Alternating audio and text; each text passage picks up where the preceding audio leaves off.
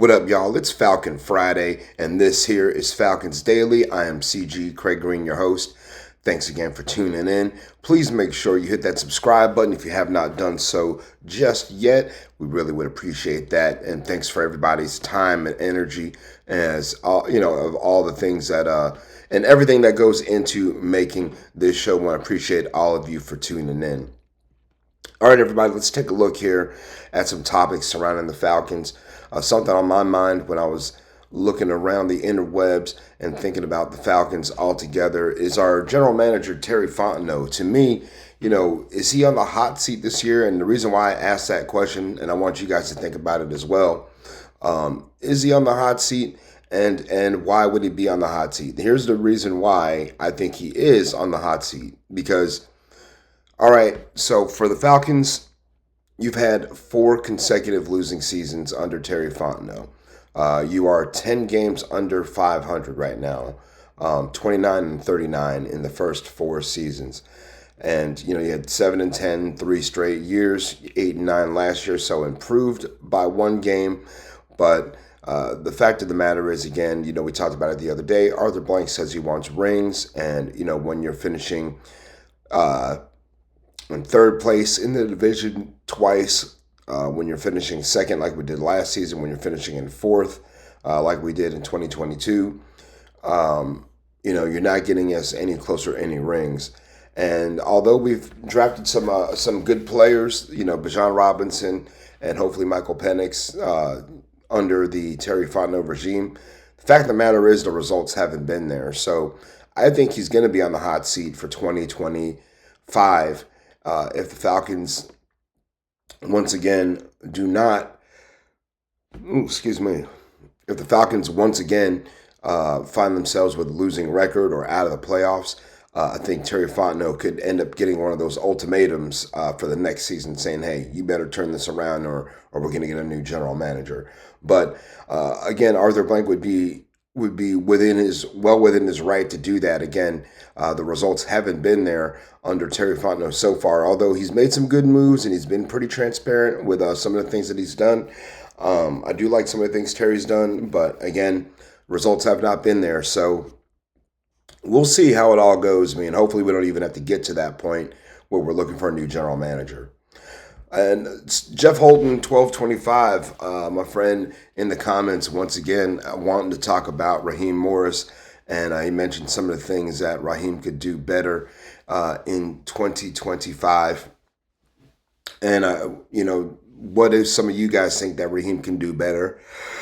Ooh, excuse me, sorry. Some of the things Raheem can do better, Jeff mentioned clock management, time management, issuing the timeouts, challenges. I think those are really some of the biggest things that he can do. Again, it's just time management, clock management. Those decisions, third down, fourth down, you can get better at that, of course. But when you look at the Falcons' record from 2024, we lost 6 games by a touchdown or 1 possession or less. So these are, games that were, right there. May have missed an opportunity here or there in the middle of those games, and it cost us, again, the game in New Orleans. Young Wake, who missed 3 kicks, that didn't help very much. The 2 last games of the season, Washington, Carolina, losing in overtime, that made the difference big time in the Falcons season. Again, we were 8-7 going into the final 2 games. Just had to win those 2 games, and we would have been NFC South champions. But our defense couldn't get off the field in either scenario, and it cost us the season. And again, Falcons found themselves sitting on the outside looking in at the playoffs, not where we want to be. So Raheem Morris, again, I think a better job when it comes to his time management, his clock management, his use of timeouts, and I guess also overall decision making. He did talk about that to the media about wanting to identify problems faster, being able to fix them faster, that's his own self-scouting of himself. I tend to agree with that, but I think also just within the game, again, just cleaner operations throughout the game, I think would also help as well. Looking around at the free agent marker and the Falcons roster as well, I feel like there's a deficiency at tight end. I mean, of course, we know Kyle Pitts is coming back from an injury. After that, we've got Tegan Katoratano, we've got Felipe Franks, and then, of course, Joshua Simon and Charlie Warner. And Charlie Warner, a good tight end, good blocking tight end. Catching the ball is not his forte. I mean, he is at tight end university, hanging out with George Kittle and Travis Kelce and apparently Taylor Swift. Who knew that they'd all be there together? But that's where he's at.